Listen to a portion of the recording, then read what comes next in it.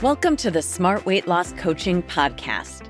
I'm Dr. Lisa Oldson, a board-certified weight loss medicine specialist and certified life coach. In this podcast, I'll share fresh insights and effective techniques for incorporating mindset, habit change, and proven science into your life. Are you ready to achieve sustainable weight loss, wellness, and longevity? Then let's jump in and lose weight the smart way. Welcome back.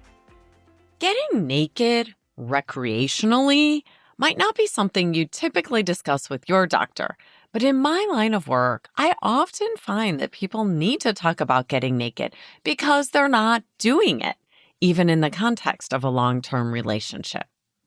Let me back up to explain that among the people I work with, many of them tell me that they're not going out as much, they're not dating, they're not flirting, they're not hooking up, and they're definitely not interested in getting naked, even in the context of a long-term relationship.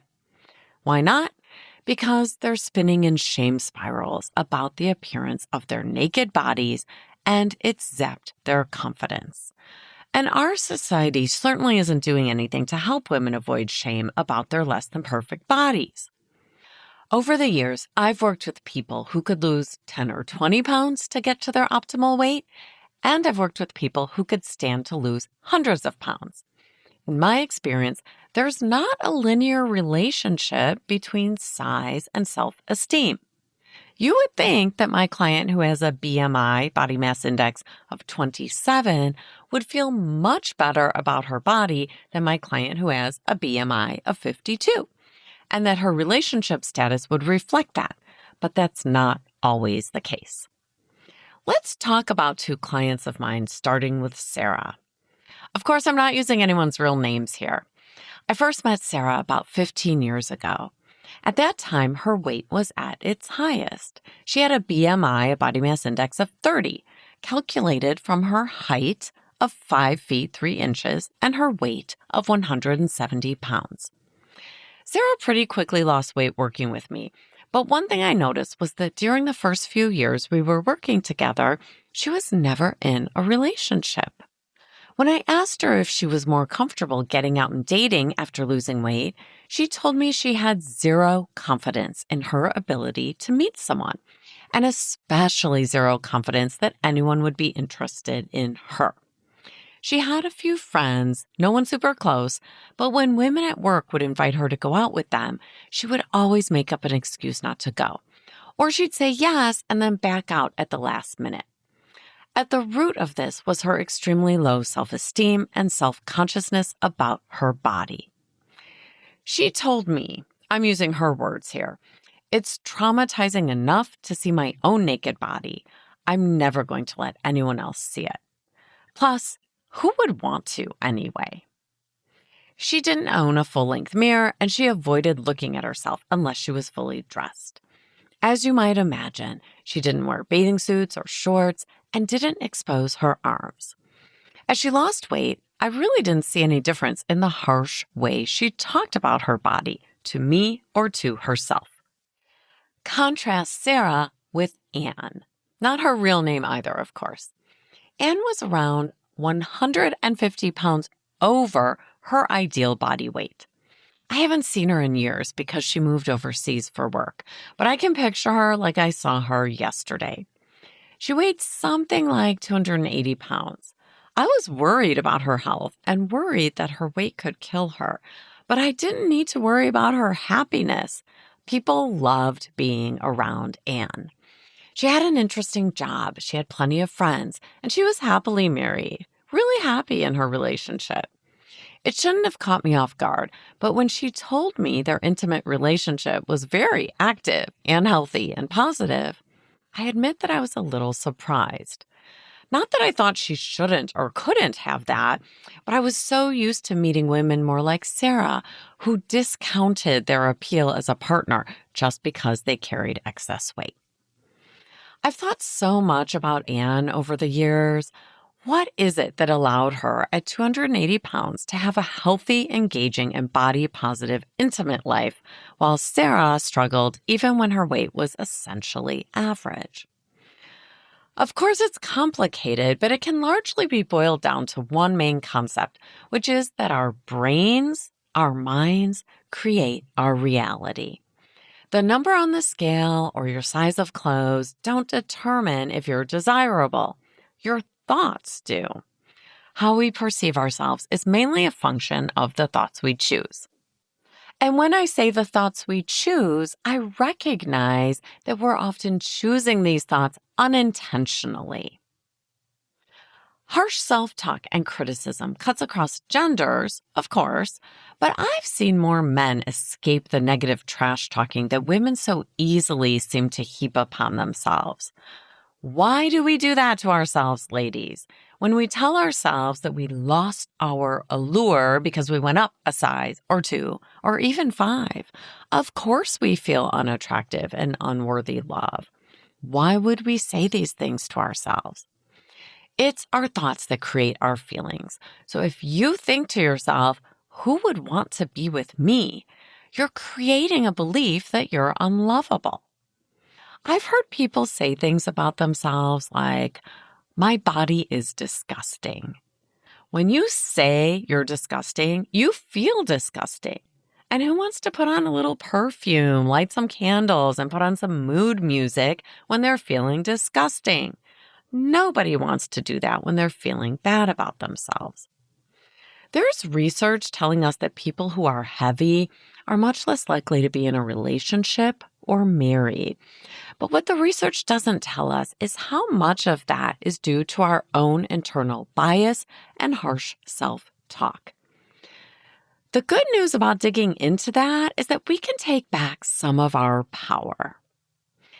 Anecdotally, I find that my clients who are divorced are far less likely to date or get into a new relationship if they have negative self-talk. It's almost easier to just stay home and hide than to risk that vulnerability. Rejection sucks and we'd all like to avoid it, but when you tell yourself your body is disgusting, you're rejecting yourself before you even give someone a chance to get to know you. Also, on another note, keep in mind that high stress is a risk factor for excess weight. And when you're speaking to yourself negatively, your brain is picking up on that. You're creating your own stress in a space where stress is optional. With negative self-talk, you're likely raising your own cortisol levels. And we now think that ghrelin, which is a hunger hormone, may also increase in response to stress, contributing to weight gain. So if you're berating yourself for your weight, ironically, the outcome of that might be more weight gain. Our inner dialogue follows patterns we've witnessed. Mothers who are critical of their own bodies and weight risk raising daughters who have the same affliction. And these days, even a positive family environment can be undermined by social media's toxic influence. I mean, not all social media is toxic. I hope mine isn't. But there's enough toxic messaging out there that women who are already hard on themselves for carrying excess weight may well hear their own thoughts amplified on TikTok.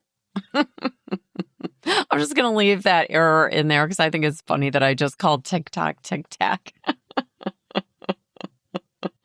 Okay, if you're mean to yourself, you might hear more critical or mean messaging on TikTok, otherwise known as TikTok or Instagram.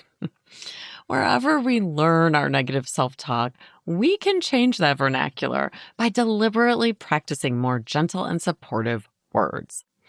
Of course, any new, less critical inner dialogue has to be believable if we're going to believe it. I'm going to walk you through ways to shift your thinking gradually, so whatever your weight or size, you can reach a state of greater peace that will lower your stress. And of course, when you're not a big stress ball, that increases the likelihood that you'll be more attractive to others. You might even find yourself meeting someone and recognizing that intimacy is possible for you too. You deserve that. You're worthy of love, and it really is possible to be in a mutually rewarding relationship at any size, at every size. You don't have to wait to reach your weight loss goal before considering the possibility that you can have a fulfilling, committed relationship, if you want one. For any of you out there thinking, that's nice, but it's not true for me, I'd really like to challenge you to stick around because after a super quick word from our sponsor, we're going to talk about how to cultivate a more supportive inner dialogue, no matter how you think about yourself today. Hi, it's Dr. Lisa Oldson, physician and founder of Smart Weight Loss Coaching. This holiday season, let's be honest. How many mugs, slippers, and scented candles does one woman really need? You've got plenty, am I right? So this year, instead of collecting more stuff, why not ask for what you really want? Support with weight loss, better habits, and feeling amazing in the new year. Inside my program, we'll help you make simple changes that last. No gift receipt required. Give yourself the holiday gift that won't end up in a donation box. Come join us at smartweightlosscoaching.com. And we're back.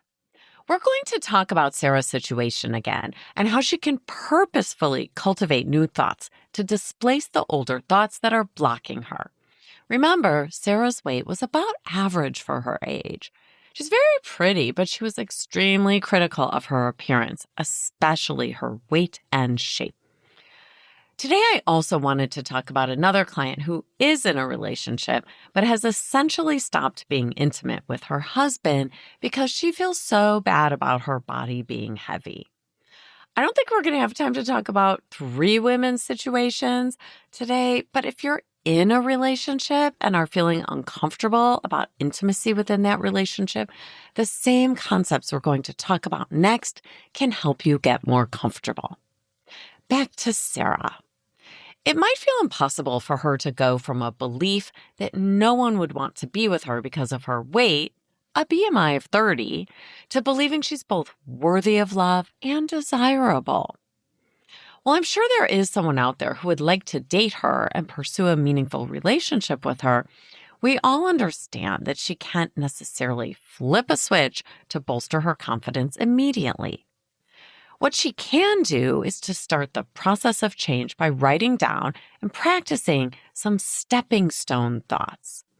These are thoughts that you can tiptoe across. They're within reach for you as you work your way across the negativity toward an ideal thought that currently feels way out of reach.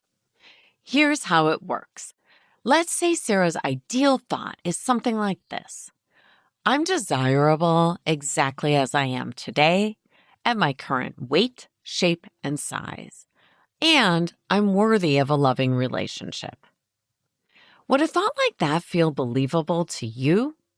Sarah thought it was 100% crazy to imagine she could ever think that about herself. So we started with a little stepping stone thought to bring her one step closer to a supportive inner dialogue. She might start with a stepping stone thought like this. I know there are some women out there who are heavy, and despite that, they have perfectly normal, loving, and healthy relationships. To Sarah, that thought was believable, and it was compassionate, because as soon as she acknowledged that being loved and desired was possible for some women her size, it opened the door, just a crack, that it might be possible for her too.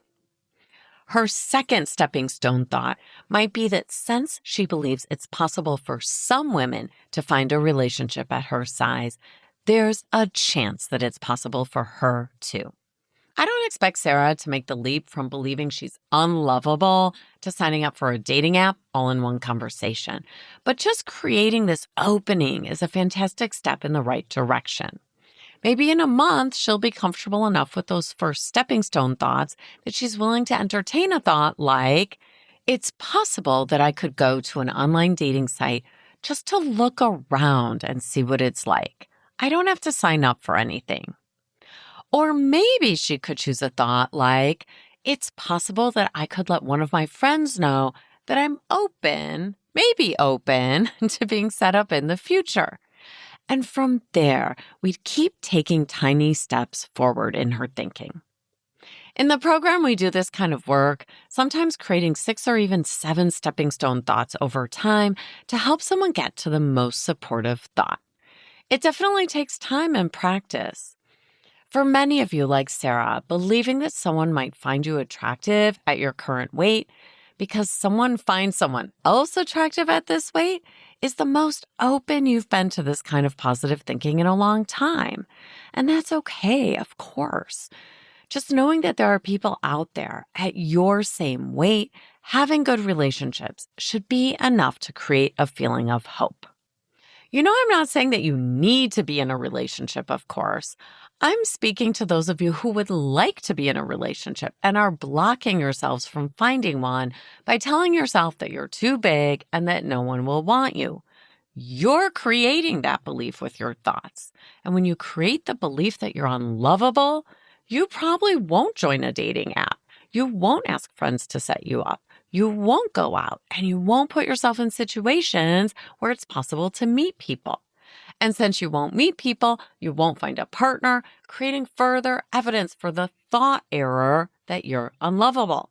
See what a terrible cycle this can create? I do know that it's been reported that lots of people are having a hard time finding a relationship these days, but that's all the more reason not to block yourself with mean thoughts.